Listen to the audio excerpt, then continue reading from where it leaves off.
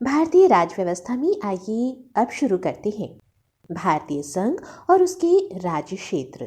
भारतीय संविधान के भाग 1 के अंतर्गत अनुच्छेद 1 से 4 तक भारतीय संघ और इसके राज्य क्षेत्रों का उल्लेख किया गया है।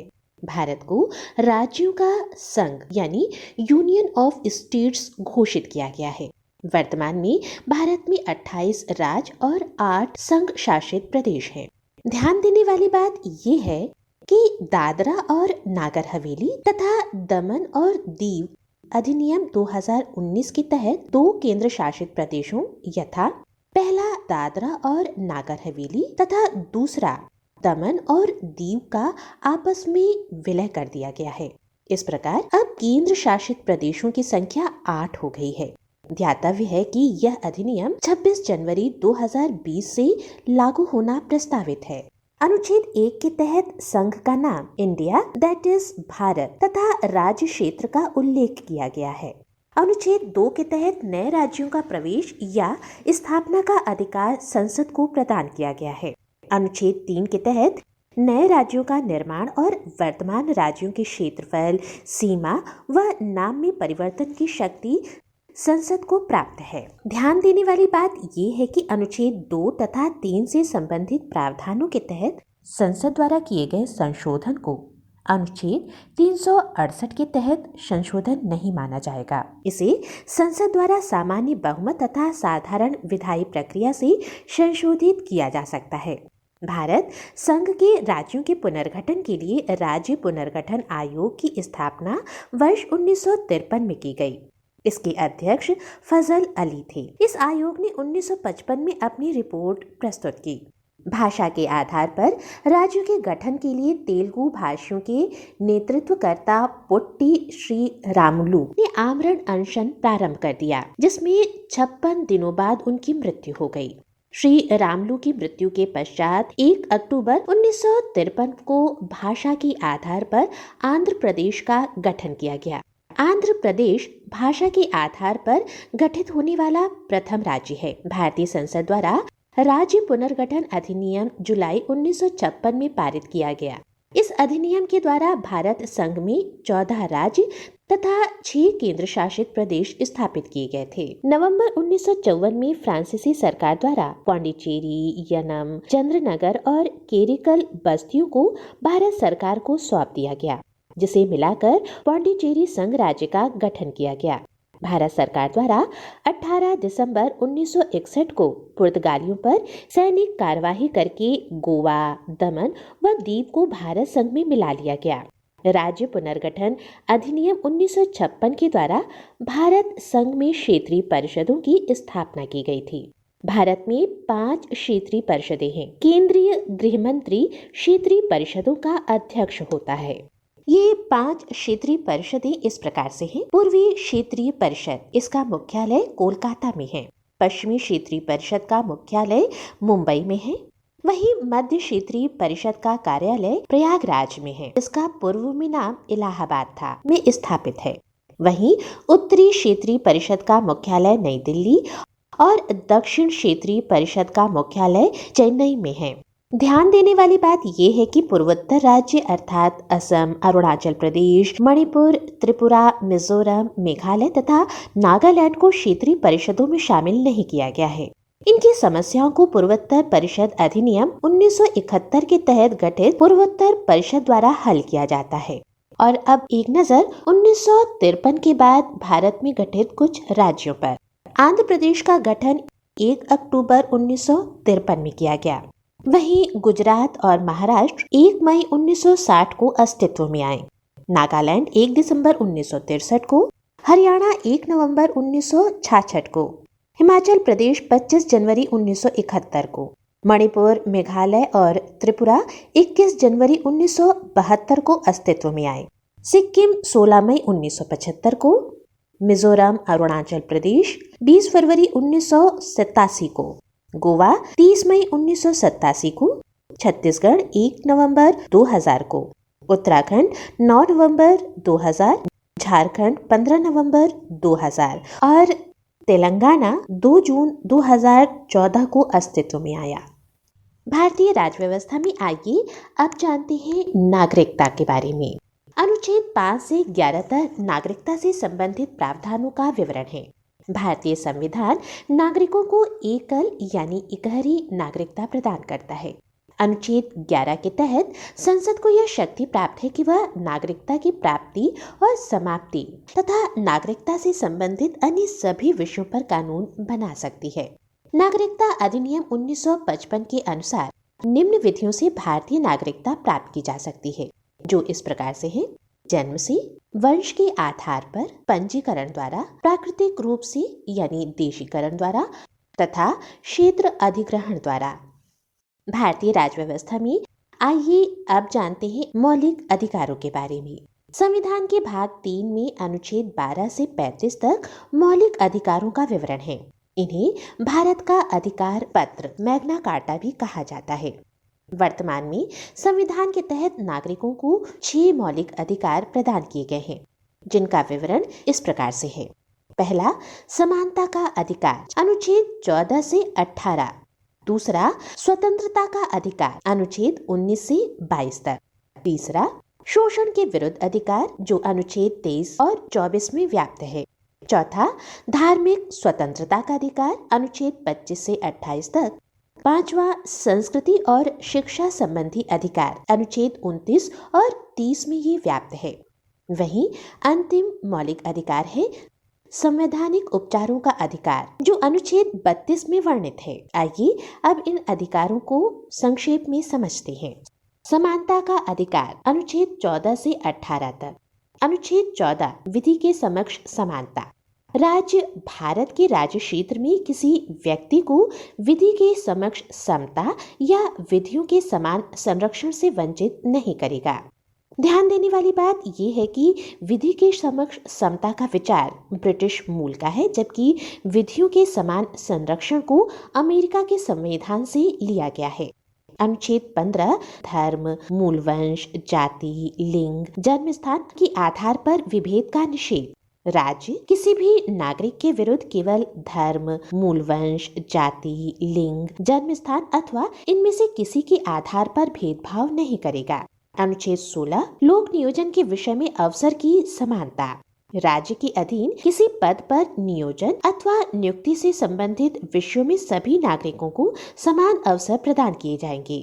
ध्यान देने वाली बात यह है कि इसके कुछ अपवाद भी हैं, जैसे पिछड़ा वर्ग, अनुसूचित जाति और अनुसूचित जनजाति के लिए विशेष प्रावधान का उल्लेख अनुच्छेद 15(4) तथा अनुच्छेद 16(4) में किया गया है। अनुच्छेद 17, अस्पृश्यता का अंत। अस्पृश्यता का किसी भी रूप में आचरण करना विधि के अनुसार दंडनीय अपराध घोषित किया गया है। अनुच्छेद 18, उपाधियों का अंत। सेना अथवा विद्या संबंधी सम्मान के अतिरिक्त कोई भी उपाधि राज्य द्वारा प्रदान नहीं की जाएगी। भारत का कोई भी नागरिक किसी विदेशी राज्य द्वारा प्रदान की गई उपाधि भारतीय राष्ट्रपति की पूर्व अनुमति से ही स्वीकार करेगा। स्वतंत्रता का अधिकार, अनुच्छेद 19 से 22 तक जो व्याप्त है, इस प्रकार से है। अनुच्छेद 19, वाक स्वतंत्रता आदि विषयक कुछ अधिकारों का संरक्षण। वर्तमान में अनुच्छेद 19(1) के तहत 6 प्रकार की स्वतंत्रता के अधिकार प्राप्त हैं, जो इस प्रकार से हैं। अनुच्छेद 19(1) वाक और अभिव्यक्ति की स्वतंत्रता। अनुच्छेद 19(1) शांतिपूर्ण बिना हथियारों के सम्मेलन की स्वतंत्रता। अनुच्छेद 19(1) संघ या समिति बनाने की स्वतंत्रता। अनुच्छेद 19(1) भारत के राज्य क्षेत्र में बिना बाधा के घूमने की स्वतंत्रता। अनुच्छेद 19(1) भारत के राज्य क्षेत्र के किसी भी भाग में निवास करने, बस जाने की स्वतंत्रता। अनुच्छेद 19(1)(6) जीविका चलाने के लिए कोई भी व्यवसाय, उपजीविका, व्यापार करने की स्वतंत्रता।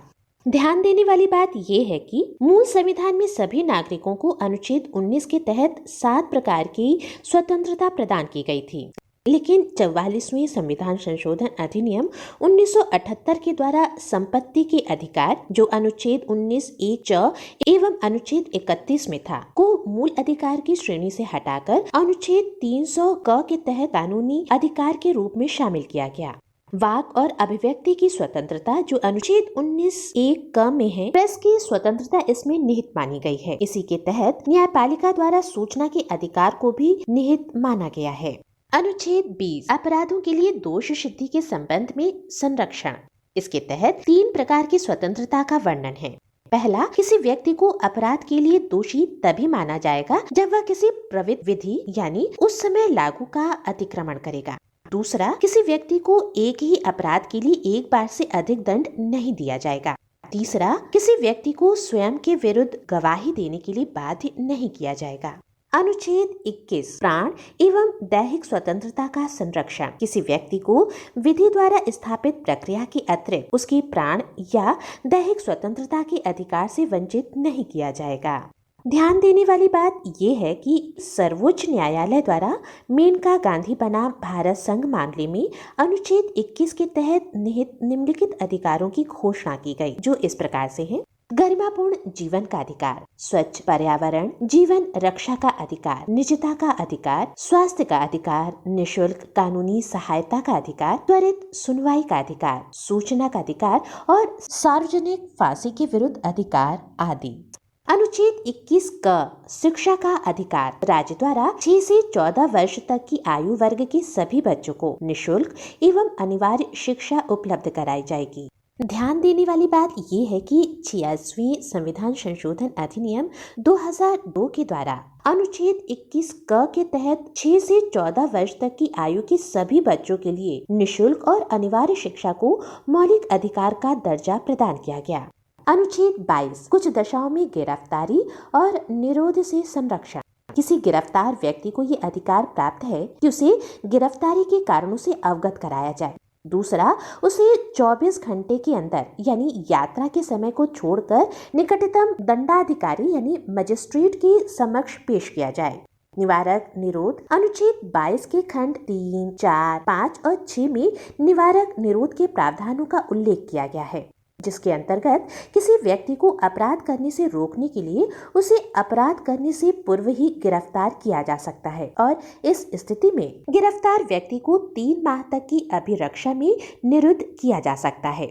यदि इससे अधिक समय के लिए गिरफ्तार व्यक्ति को निरुद्ध करना है तो सलाहकार बोर्ड का प्रतिवेदन प्राप्त करना होगा।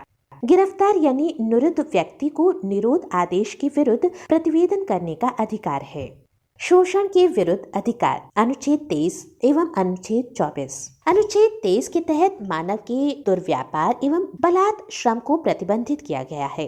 अनुच्छेद 24 में कारखानों, खान अथवा जोखिम वाले कार्यों में 14 वर्ष से कम आयु वर्ग के बच्चों के नियोजन का प्रतिषेध किया गया है।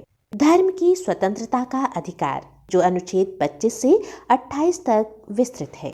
अनुच्छेद 25 के तहत अंतःकरण की और धर्म के अबाध रूप से मानने, आचरण और प्रचार करने की स्वतंत्रता प्रदान की गई है।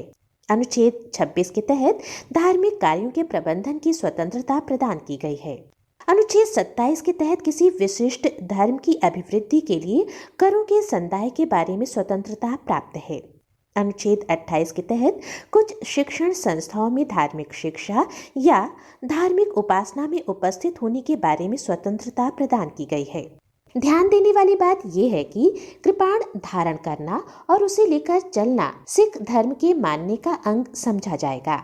संस्कृति और शिक्षा संबंधी अधिकार, जो अनुच्छेद 29 और 30 में व्याप्त हैं।